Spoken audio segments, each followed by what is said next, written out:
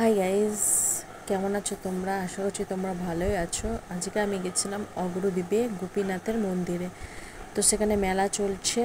তো এই দেখো, ট্রেন থেকে নামার পর এই ভিডিওটি দেখো, কত লোক বন্ধুরা ট্রেন থেকে নামছে। মানে প্ল্যাটফর্মে পা রাখার জায়গা নেই বন্ধুরা। এটা হচ্ছে 1 নম্বর প্ল্যাটফর্ম, ওটা হচ্ছে 2 নম্বর প্ল্যাটফর্ম। তো বন্ধুরা এত লোক আসছে আর এত লোক যাচ্ছে, তো আমার তো খুব ভালো লেগেছে বন্ধুরা। এই দেখো, টোটো থেকে নামার পর যখন আমরা গঙ্গার ঘাটের দিকে যাচ্ছি, তখন এই রাস্তাটা হচ্ছে নদীর পাড়ে, মানে গঙ্গার পাড়ে। তো টোটো থেকে নামিয়ে দেওয়ার পর আমরা হেঁটে হেঁটে একদম গঙ্গার পাড়ে গিয়ে সেখানে নৌকাতে যেতে হবে। ওই পাড়ে হচ্ছে গোপীনাথের মন্দির। তো বন্ধুরা, তোমরা কে কে এসেছো অবশ্যই কমেন্ট করো। এই দেখো লাইনে দাঁড়িয়ে আছি, এবার নৌকাতে উঠবো।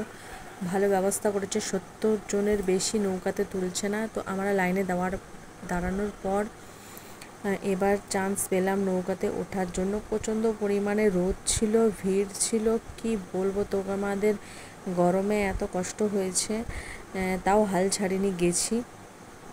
আর গঙ্গার জলটা মানে জোয়ার ভাটা এসেছিলো, এই পরিমাণে জলটাও অনেক বেশি ছিল গঙ্গার জলটা।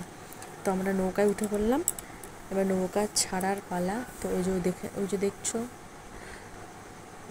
আমরা নৌকায় উঠে পড়লাম, ছেড়ে দিল নৌকাটি। এবার আমাদের ওই পাড়ে যাওয়ার অপেক্ষা। মানে গোপীনাথের মন্দির এইটা হচ্ছে তোমার গাজীপুরের ওপর দিয়ে যেতে হয়। তো আমরা চলে আসলাম, এবার আমরা নামবো। একে একে হেঁটে যাচ্ছি। রাস্তাটা খুবই খারাপ ছিল বন্ধুরা। তো হাঁটতে হাঁটতে অনেকটাই চলে আসলাম, 10 কিলোমিটারের ওপরে। যে গোপীনাথের মন্দিরের গেট, অনেক মেলাও বসেছে ওখানটায়, অনেক অনেক মেলা বসেছে বন্ধুরা। তোমরাও চলে এসো। এরপর আমরা পুজো দেওয়ার জন্য এই যে লাইনটা দেখতে পাচ্ছ, মানে কি বলবো তোমাদের, এত লাইন আর এত সংখ্যক লোক এই লাইনে দাঁড়িয়ে আছে। মানে কোথায় যে এই লাইনের শেষ বলতে পারবো না। তো আমরা যাচ্ছি যাচ্ছি যাচ্ছি, কিন্তু লাইনের শেষ মাথাটা খুঁজে পাচ্ছি না। সকাল 10টায় আমরা লাইনে দাঁড়িয়েছি। তো মন্দিরের সামনে, মানে গোপীনাথের সামনে গিয়ে পুজো দিলাম। দুপুর 2:20 ঠাকুরের সামনে গিয়ে পৌঁছেছি। তো লাইন নিতে শেষ হচ্ছে না, যাচ্ছি, ভাবছি কতক্ষণে এই লাইন শেষ হবে। তো লাইন অনেকটাই বড়, সব সকাল থেকে লাইন দিয়ে দাঁড়িয়েছে, কেউ ভোর থেকে লাইন দিয়ে দাঁড়িয়ে আছে গোপীনাথের পুজো দেবে বলে। তো আমরাও ভাবছি, এসছি এত দূর থেকে কষ্ট করে, আমরা খালি হাতে কেন যাব, তো পুজো দিয়ে যাব।